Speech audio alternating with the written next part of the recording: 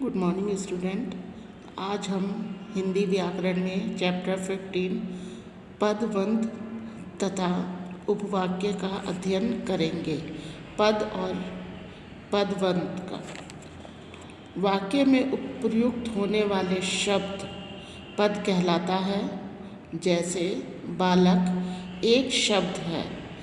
जब इसका वाक्य में प्रयोग करते हैं, जैसे बालक खेल रहा है, तब यहाँ बालक शब्द संज्ञा पद का रूप धारण कर लेता है। यहाँ पर ये वाक्य के नियम कायदों में बंध जाता है तथा इसकी स्वतंत्र सत्ता समाप्त हो जाती है। दूसरी तरफ जब कई पदों के योग से बना वाक्यांश एक ही पद का काम करे तो उसे पदबंध कहते हैं। जैसे मेरे घर के सामने रहने वाला बालक खेल रहा है। यहाँ मेरे घर के सामने रहने वाला बालक पदबंध है।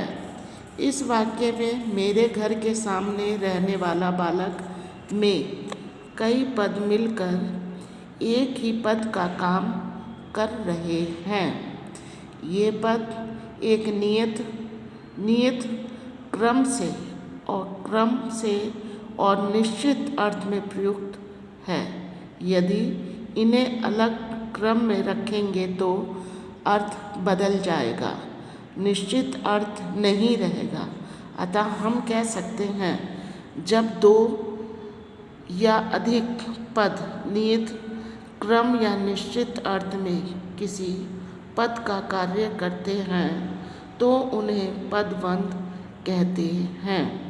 पदबंध से वाक्य में स्पष्टता और सार्थकता बढ़ जाती है। वाक्य अधिक प्रभावशाली हो जाता है।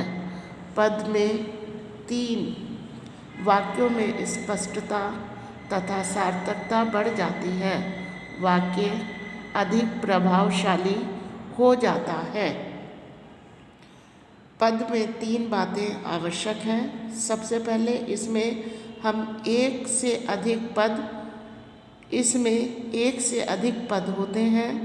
ये इस प्रकार संबंध रहते हैं कि इनकी एक इकाई बन जाती है। पदबंध में वाक्य के अंश होते हैं, पूरे वाक्य नहीं। पदबंध के भेद मुख्य पद के आधार पर वाक्य पदबंध के 5 भेद होते हैं। संज्ञा पदबंध, सर्वनाम पदबंध, विशेषण पदबंध, क्रिया पदबंध और अव्यय पदबंध। हम अब इनके बारे में जानेंगे। संज्ञा पदबंध वह पदबंध जो वाक्य में संज्ञा का कार्य करे, संज्ञा पदबंध कहलाता है। इसमें पदबंध का अंतिम पद संज्ञा होता है और अन्य पद उसी पर आश्रित होते हैं। जैसे आकाश में उड़ते पक्षी अच्छे लग रहे हैं। यहाँ पक्षी संज्ञा पद है। इसके पहले प्रयुक्त पद पक्षी पद पर आश्रित है। अन्य उदाहरण और देखेंगे हम। यहाँ घर के कोने में पड़ी मेज़ बहुत भारी है। 3 मजबूत और ताकतवर मजदूर उसे उठा नहीं पाए। हाथ में लगी चोट दर्द कर रही है। भागता हुआ बच्चा सड़क पर गिर पड़ा। घर के आंगन में उगा पेड़ फिर से हरा भरा हो गया। दूसरा इसका भेद है सर्वनाम पदबंध। वह पदबंध जो वाक्य में सर्वनाम का कार्य करे उसे पदबंध कहलाता है। जैसे शरारत करने वाले छात्रों में से कोई सफल नहीं हुआ। भागते हुए बच्चों में कुछ विकास के दोस्त हैं। छत पर छत पर छिपा हुआ वह हमें दिखाई दे रहा है। बिजली सी फुर्ती दिखाकर उसने चूहे को दबोच लिया। मेहनत करने वाला सफल ही होगा। तीसरा है विशेषण पदवंत। वह पदवंत जो संज्ञा या सर्वनाम की विशेषता बतलाता हुआ विशेषण का कार्य करे, विशेषण पदवंत कहलाता है। इसमें पदवंत का अंतिम पद विशेषण होता है और अन्य पद उसे पर आश्रित होते हैं। जैसे तेज दौड़ने वाला घोड़ा अरबी है। कोने में बैठा हुआ वह अपार्टमेंट का प्रबंधक है। उनका शिशु बहुत फुर्तीला और चुलबुला है। ये बहुत सुंदर दृश्य है। मधुर गीत गाने वाली वह मेरी माँ है। क्रियापद वंत। वह पदवंत जो अनेक क्रिया पदों से मिलकर बना हो, क्रियापदवंत कहलाता है। क्रियापदवंत में मुख्य क्रिया पहले आती है, बाद में अन्य क्रिया मिलकर एक संपूर्ण क्रिया बनती है। यही क्रियापद है। गायिका गीत गाती जा रही है। नानी अच्छी कहानियाँ सुनाती रहती हैं। अभी प्रकाश है, 2 घंटे खेला जा सकता है। मुझे मेरी खिड़की से चाँद दिखाई दे रहा है। धरती पर पानी कम होता जा रहा है। अव्यय पदवंत। वह पदवंत जो वाक्य में अव्यय का कार्य करे, अव्यय पदवंत कहलाता है। इस पदवंत का अंतिम पद अव्यय होता है। वह सुबह से शाम तक सो रही, यहाँ से वहाँ तक वकील साहब का घर है। ये गाड़ी बहुत धीरे धीरे चला रहा है। उमेश घर की ओर भागता जा रहा था। उपवाक्य। ऐसा समूह जिसका अपना अर्थ हो, जो एक वाक्य का भाग हो और जिसमें उद्देश्य और विधेय हो, उपवाक्य कहलाता है। उपवाक्य के भेद। उपवाक्य के 2 भेद होते हैं, प्रधान उपवाक्य और आश्रित उपवाक्य। प्रधान उपवाक्य में ये किसी दूसरे पर निर्भर नहीं करता, बल्कि स्वतंत्र होता है। जैसे मैंने एक पुस्तक खरीदी जो हिंदी की है। इसमें मैंने एक पुस्तक खरीदी स्वतंत्र उपवाक्य है तथा जो हिंदी की है आश्रित वाक्य है, आश्रित उपवाक्य है।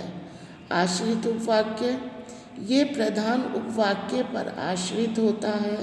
जैसे जब वर्षा हो रही थी, जब मैं घर पर ही था। इसमें जब वर्षा हो रही थी आश्रित वाक्य उपवाक्य है तथा मैं घर पर ही था प्रधान उपवाक्य की सहायता से अर्थ प्रकट हो कर रहा है। ये 3 प्रकार की होती हैं, संज्ञा उपवाक्य, विशेषण उपवाक्य और क्रिया विशेषण उपवाक्य। संज्ञा उपवाक्य जो आश्रित उपवाक्य प्रधान उपवाक्य का कर्ता, कर्म या पूरक बनकर संज्ञा या सर्वनाम के स्थान पर प्रयुक्त हो, वह संज्ञा उपवाक्य होता है। जैसे अध्यापक ने कहा कि कल की छुट्टी है। महात्मा बुद्ध ने कहा कि संसार दुखों का घर है। उपयुक्त वाक्यों में रेखांकित अंश संज्ञा उपवाक्य है। संज्ञा उपवाक्य की पहचान ये है कि पहले की लगा होता है। विशेषण उपवाक्य जो आश्रित उपवाक्य प्रधान उपवाक्य के संज्ञा सर्वनाम की विशेषता बताएं, वह विशेषण उपवाक्य होता है। आश्रित उपवाक्य विशेषण की तरह प्रतीत होता है, जैसे ये वही सबीना है जिसने गीत गाया था, ये वही घर है जिसमें चोरी हुई थी। उपयुक्त वाक्यों में रेखांकित अंश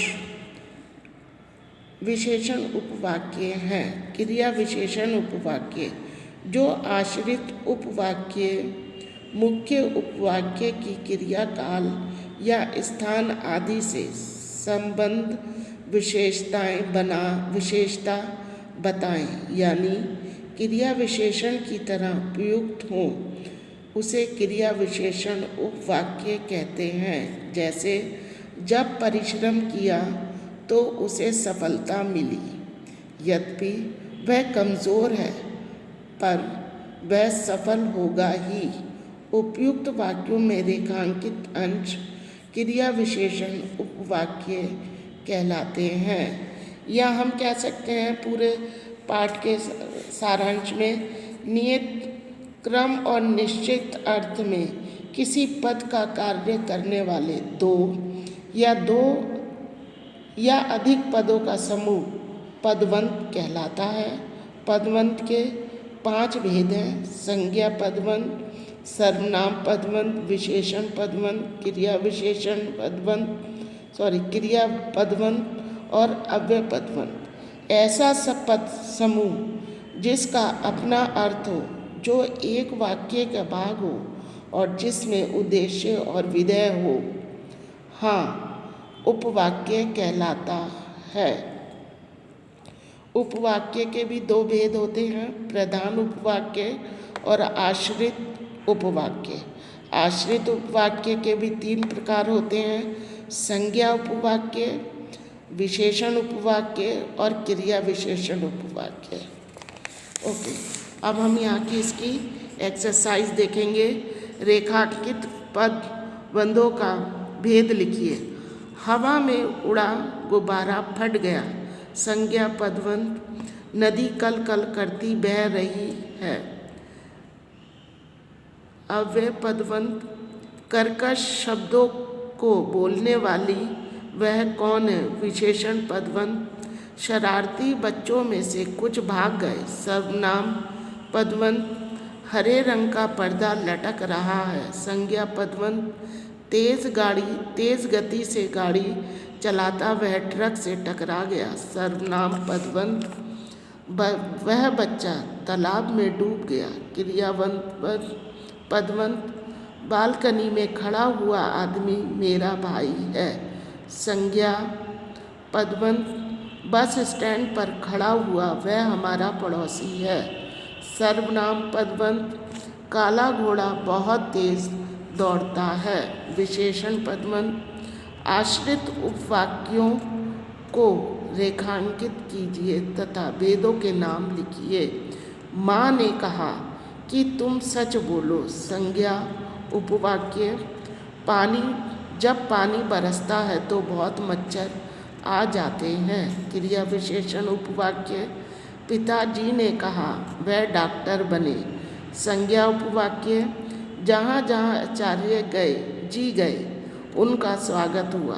क्रिया विशेषण उपवाक्य, दादाजी की इच्छा थी कि पिताजी गांव में रहें। संज्ञा उपवाक्य, मैंने एक व्यक्ति को देखा जो बहुत लंबा था। विशेषण उपवाक्य, मैंने वहाँ वही कार खरीदी जो तुम्हें पसंद थी। विशेषण उपवाक्य, जब पानी बरस रहा था तब मैं स्कूल में थी। क्रिया विशेषण उपवाक्य, यदि तुम पढ़ते हो तो अवश्य सफल होते। क्रिया विशेषण उपवाक्य।